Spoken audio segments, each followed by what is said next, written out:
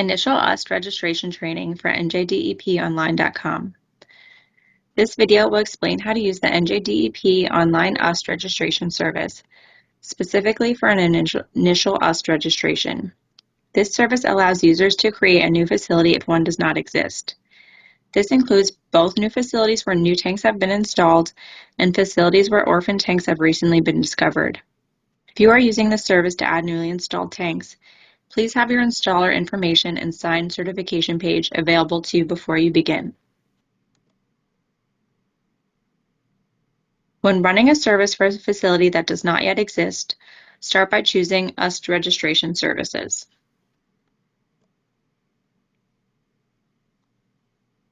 You can view the instructions and additional UST information using the links provided on this page. When you are ready, click Continue. If at any point you need to step away and come back to this service, it will be saved in your workspace. Click the radio button for initial UST facility registration. Please note that an initial registration service should only be completed if you are registering a facility for the first time. If you wish to add a tank or multiple tanks to an existing facility, you should choose Annual Renewal Modification of UST Facility Registration. Click Continue.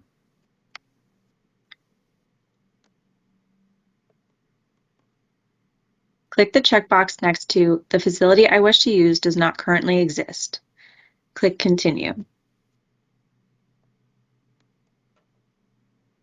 Delete the text under UST facility name and enter the name you wish to give your facility. Click Continue.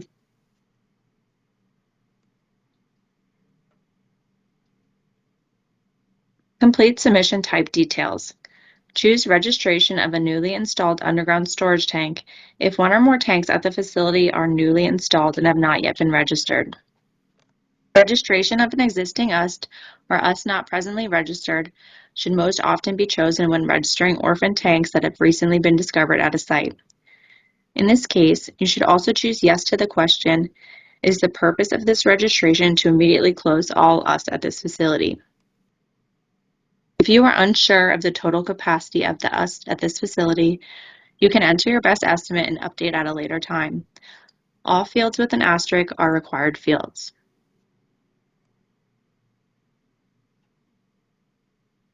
Enter the location address for the facility.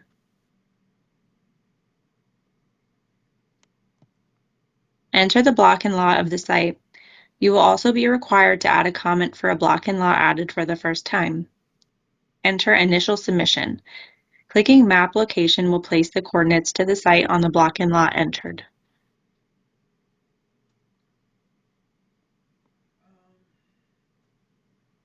Coordinates can be changed by using the map feature. You can zoom in and out on the map to change your view. To change the coordinates, click Undo Location, move the red X, and then click Set Location.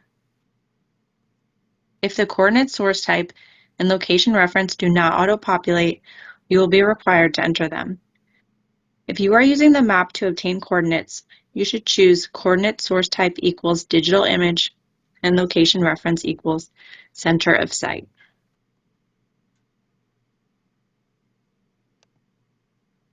Once you are satisfied with the locational information, check the box certifying that the information provided is accurate. Click Continue.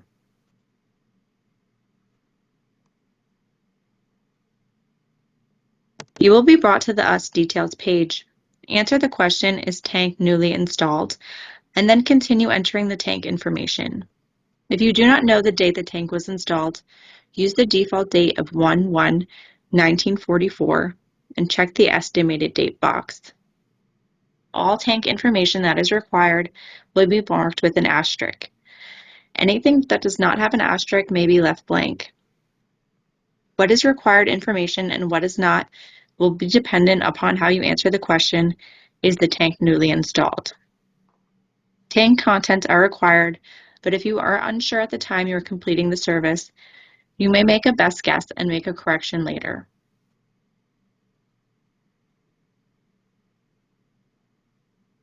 Complete the tank and piping construction information to the best of your ability. For orphan tanks, this information may be left blank.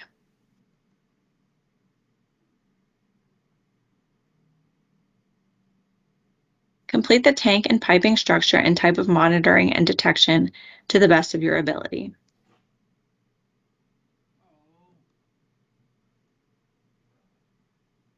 Complete the additional tank information to the best of your ability. For orphan tanks, choose tank status out of service. Use the default date of 1/1/1944 if you do not know the date the tank was taken out of service, or you can provide an estimate.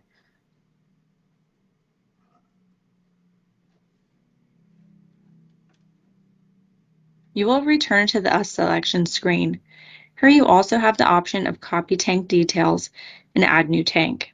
Both will create new tanks. By clicking select for copy and then copy tank details, you will create a duplicate of an existing tank, but will be given the option to change certain data. Tank ID must be entered for each copy. See the video for annual renewal and annual additional certifications for more information about adding multiple tanks. Click Continue when you are ready. The only contacts required in a service where all tanks will be closed are the real property owner, US facility owner, and fee and billing contact. Click through the blue tabs at the top to enter or edit information for the real property owner, the entity that owns the physical land where the tanks are, US facility owner, the entity who owns the tanks, and fee and billing contact, the entity that will be paying any potential bills moving forward.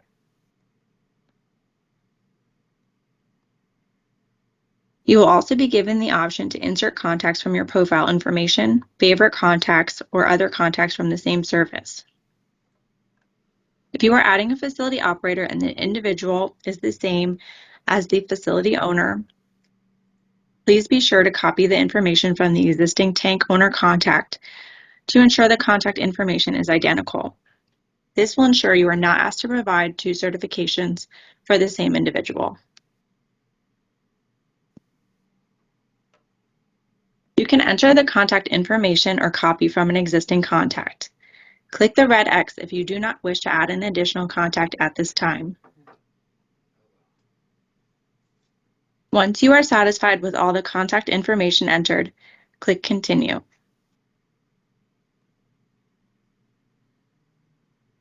You will be taken to the additional contact information screen. Choose whether or not the US facility owner is a corporation, LLC, partnership, limited partnership, or other form of business. Sole proprietors, government entities, and the like should choose no. If you choose yes, you will be required to enter your 10-digit business entity ID number. When you are finished, click Continue.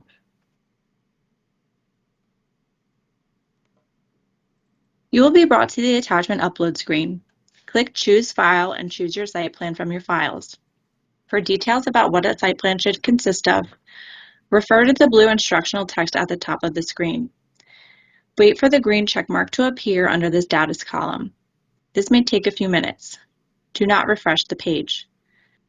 A site plan is the only required document, but you also have the option of adding additional attachments if you wish. Once you are satisfied, click Continue. You will be brought to the certification page. Select your correct position according to the drop-down menu. If you are not the facility owner or operator, but have been contracted to complete the service, but not certified on behalf of the owner or operator, you should choose third party. If you are not the facility owner or operator, but have been authorized to act as his or her signator, you should choose facility owner or facility operator as applicable. Click Continue.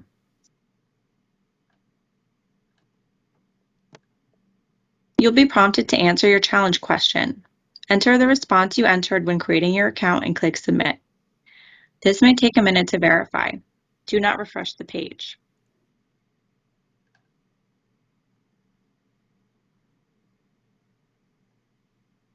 You will then be prompted to enter your certification PIN, which was created when you created your account. Enter your PIN and click Certify. This may take a minute. Do not refresh the page.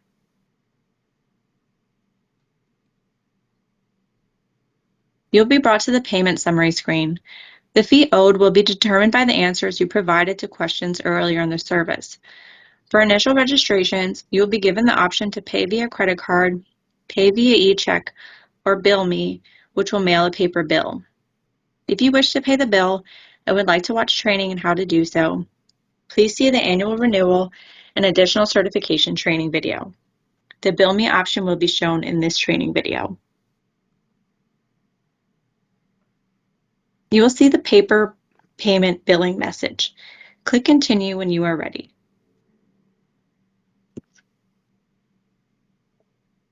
You will be given the option to send the bill to a contact from the service, or you may add a different contact at this time. Check the radio box next to the contact you wish to have the bill sent to and click Continue.